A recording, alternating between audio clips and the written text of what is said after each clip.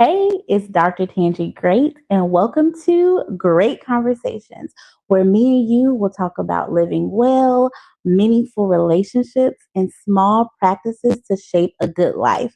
If any of those things sound good to you, I want you to join this community. So remember to like, share this with a friend, maybe two, and subscribe.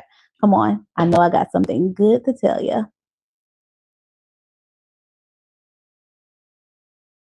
Welcome to your new favorite podcast, Great Conversations, with me, your host, Dr. Tangi. And I know I say this every single time, but I truly am excited for us to be here talking, chatting away, having girls' time. Every time we talk, I think about y'all remember the Amanda show, and she'll be like, "Welcome to the girls' room." Hopefully, someone put in the comments in the YouTube, in the reviews, in Apple Podcasts. Do you know what I'm talking about? Do you remember that show? Because that's truly what I feel like when me and you are talking. I feel like we are just gabbing. We are at brunch. We are here and we are just getting deep and talking about all the things. So let's get into it. We are in our final pillar of the architecture of joy, which is identity. If you are new here, one thing I love to do is I really want to take big concepts like joy, for example, and break them down into small, actionable, buildable things because as women, I feel like we always are told like have joy, have joy, have joy. And it's like, really, what the F does that really truly mean? Like, how am I supposed to find joy when I'm stuck working a job that I hate? How am I supposed to find joy when I have this little baby supposed to take care of and I love them so much, but they're not getting any sleep? This podcast, I think I've said this before, but I really want to say it again. Like, this is truly for the 9 to 5 girlies, okay? There are enough podcasts out there for entrepreneurs, influencers, those are all the things. But still, majority of the world, including me, majority of us have a 9 to 5. We have a job that we go to every single day. Into my stay-at-home mamas, okay? You are doing the Lord's work because that is a job that you are clocking into. And I know those hours are longer than 9 to 5. But this is just for your own regular girls. And we deserve joy too while we're working towards our dreams.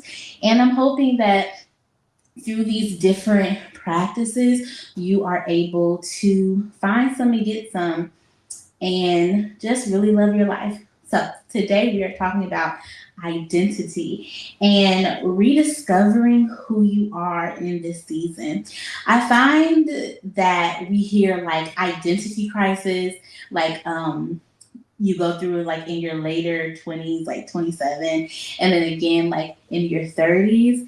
And I don't really know if I really want to even call it identity crisis. I don't know if I thought of a better name. Like right now, I love how as millennials, this word whimsical or whimsy and stuff like that.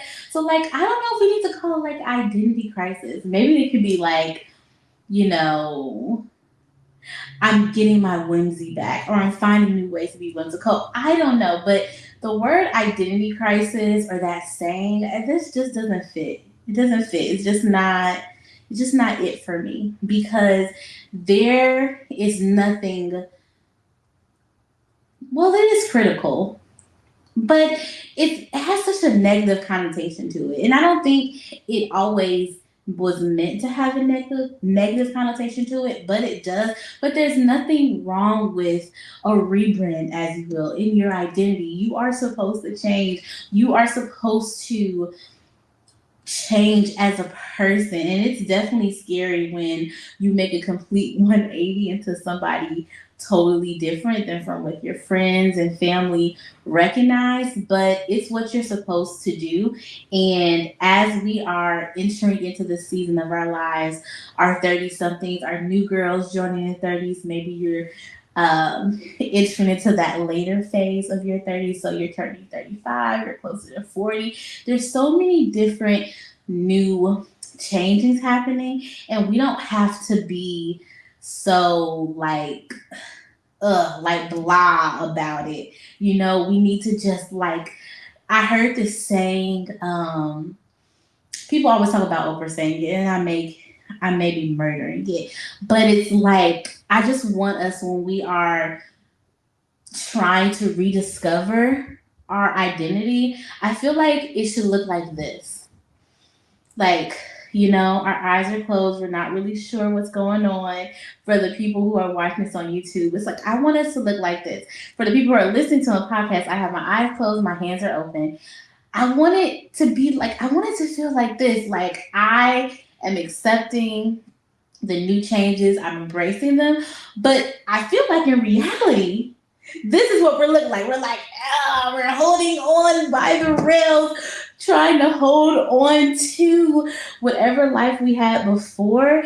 And I think that's why it feels like a crisis, because we don't want things to change. But the only thing that is guaranteed in this life is change. And once you welcome whatever those new things are into your life, I feel that you can be more joyful about it. And it's not saying that it's not sad to change parts of your identity that you really love, that were really helpful, that gave you um that helped you get to where you are today, because it is sad to grieve those parts of yourself. Like, that part of myself really helped me get to where I was today, but I don't need you anymore, sweetheart. And there's a sadness that comes with that, because that part of yourself you really liked.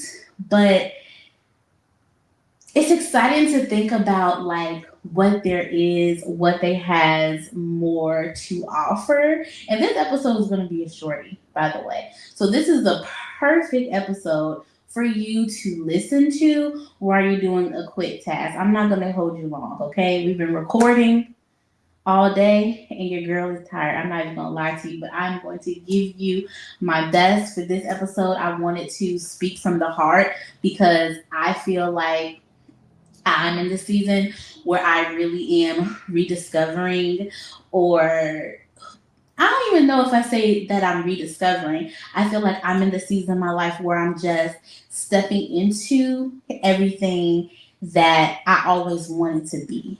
Like as a little girl, like as my 13-year-old self, I feel like I'm more returning to what she wanted, but it as a 34-year-old, Does that make sense? Hopefully that's making sense to you. I feel like we're all in the same place if you're like between the age of like 30 to 40s.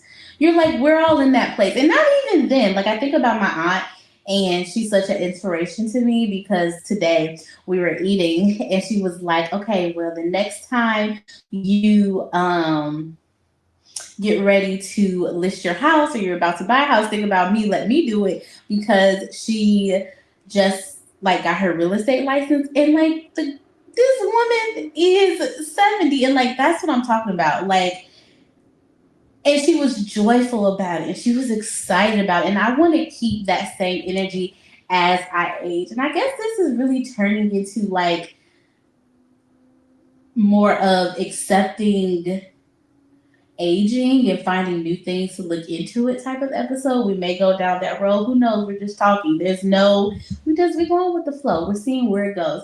But I just thought that was so inspiring, and like I want to be like that. At every new decade, mid-decade of my life, I want to look forward to the new things that are coming, and not be afraid to let go of things that are no longer serving me anymore, or they may be serving me, but they're not going to serve that other future version of me.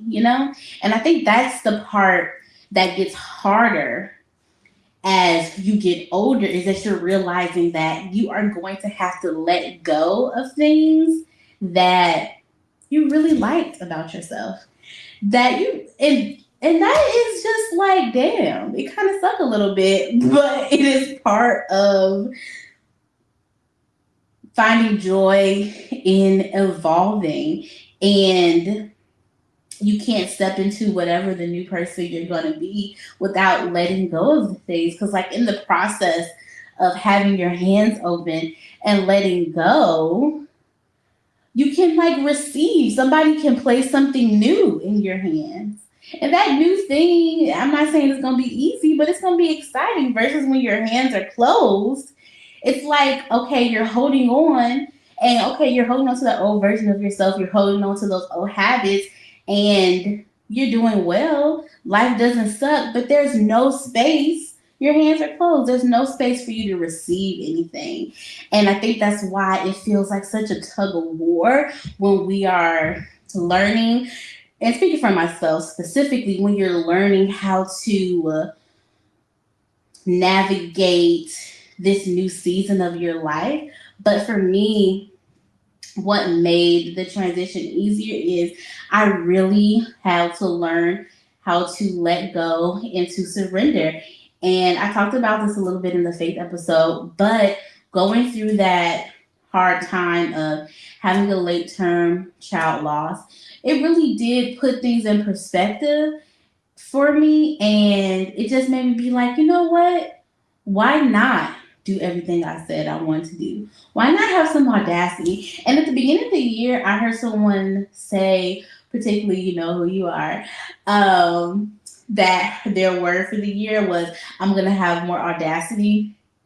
And at the time when I heard her say that, I was like, ooh, I think I want that to be my word. But I wasn't sure if that was something I was really, excuse me, that I was really ready was to fully embrace, because I don't know why I didn't feel like I was fully ready to embrace it. Sometimes because I have like this go getter, try anything spirit, I can tend to like move too fast and not appreciate where I am in the moment. And after going to therapy and everything like that, I really try to just like slow down. But audacity doesn't necessarily mean saying yes to everything. It's just saying yes to the one thing that you really want to do. And for me, that was like this podcast and really coming to terms with like, yeah, I want to be a thought leader. I want people to come to my page, to my platform, and be like, this is how you live well in the current life that you have while you're working on the life that you but the life that you dream, the life of your dreams. And you might stumble around and realize, like, you know what? I am living in the life of my dreams right now. Especially for me, I think that how I live right now, a lot of the things that I dreamed of while I was in pharmacy school, I actually am doing them. I'm actually living it. And for a long time, I was so laser focused on wanting more, more, more, more, more. I didn't think to stop and appreciate what I had. And to tie it back into what I was saying, I feel like embracing audacity was me doing that again. But in this season, I feel like I have a better balance. You know, I feel more sure of myself. I'm very clear about what I want. And I feel like you might be in that place too. So, here are two questions that I asked myself to help me get to the point of where I want to feel more audacious. And I feel like every woman needs to have a season in their life where they're just like very audacious. They're going for the job. They're starting the thing. Like right now, my last video when I checked on YouTube earlier, it only had like 8 views on it. And in the past, that would have completely wrecked me. Okay, I would have been like, okay, this podcast sucks. Everybody hate it. But now I'm like, oh my goodness, 8 people watched my video. 8 people were excited. I made an impact on 8 people's life. And this is just the beginning. Who knows where this can go? But anyway, back to the two questions. If you don't remember anything for this podcast, I want you to remember these two questions for how you're going to rediscover who you are in this season. Now, if you can do this while you are your menstrual lining is shedding from your body, wink, wink, when you're on your period, I think that I call them period questions. I feel like when you want to get deep, when you want to feel centered, doing it on your period is the best time, because that is when you're the most intuitive and you can get honest with yourself. So the first question is, what do I want more of? Question number one. And question number two is, where can I have more focus and energy? Oh, no, I can't read my handwriting. Where can I bring more focus and energy into my life? So, question number one, what do I want more of? Question number two, where can I bring more energy and focus into my life? And those two questions, when I asked myself those two questions when I was on my period a few months ago, the answers and the thoughts that came to me was just like, okay, Tinge, you're in a spot where you can just really go for it. Because you look around, and sometimes being super audacious in certain seasons of your life just don't like it doesn't match, right? Like I think you have to figure out in what season of your life are you going to be audacious in. Like I feel like when I was a new mom with AJ, I was really focused on trying to be a new mom, and then I like fell in love with fitness, and then there was a business opportunity with that, and I was trying to do that at the same time. And I was trying to be audacious at being a mom and just say yes everything like that, and then I was trying to be a really good at business and things like that, and I ended up getting burnt out because I was doing too much. I was trying to rediscover all these identities at the same time when really I felt like I didn't have to do all of that. I could have just said, hey, I'm rediscovering who I am as a woman and as a mom, and like I'm gonna be audacious in that.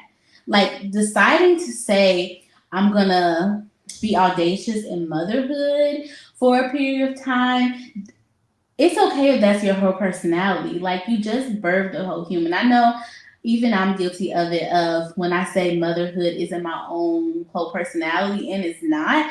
But when you are in the trenches when your baby is little, it kind of is your whole personality because it's a new personality that you never had before. You were never a mom before. And so if there are any new moms listening to this, like if that's your whole personality for the first year, first 6 months, however it lasts for you, and you are feeling joy in that, and you're not lacking in that area, then why not go for it? I know for me, that didn't last long because that's not who I am at my core as a person. You know what I'm saying? Like, I love being a mother, but never could I ever be a full time mom. Like, that's just not for me.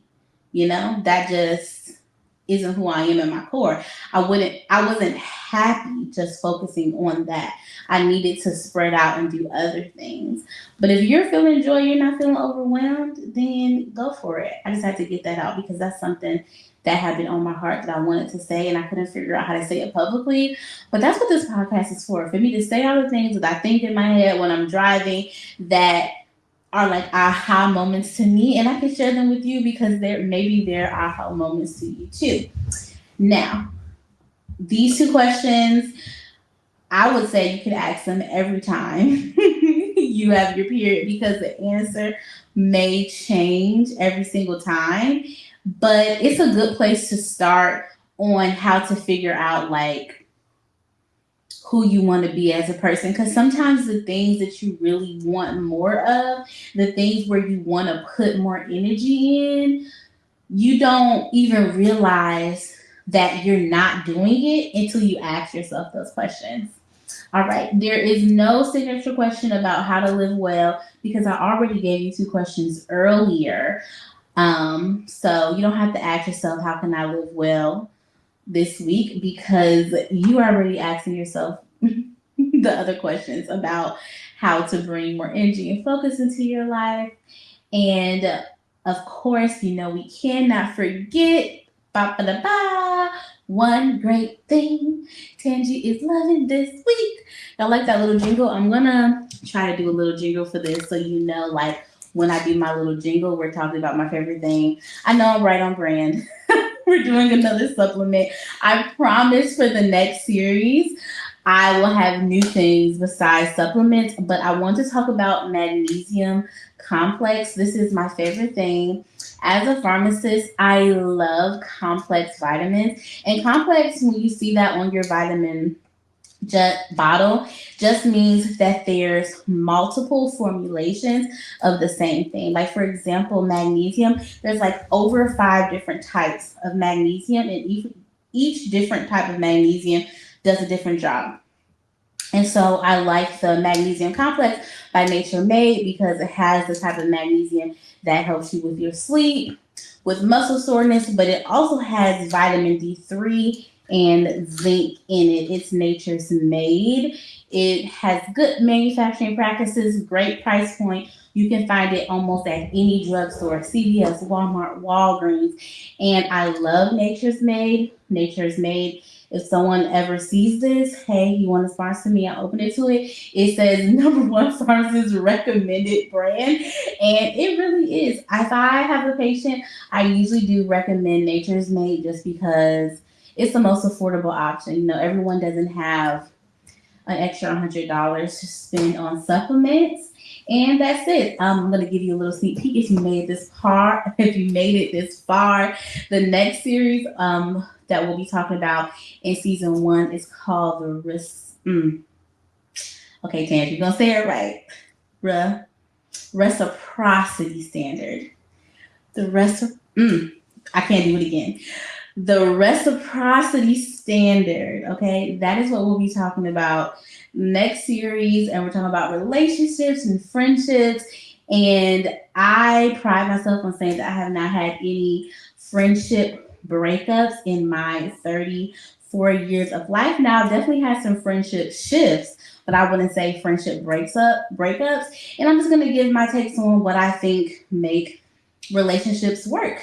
And always remember, living well does not happen by accident. And I will see you next week.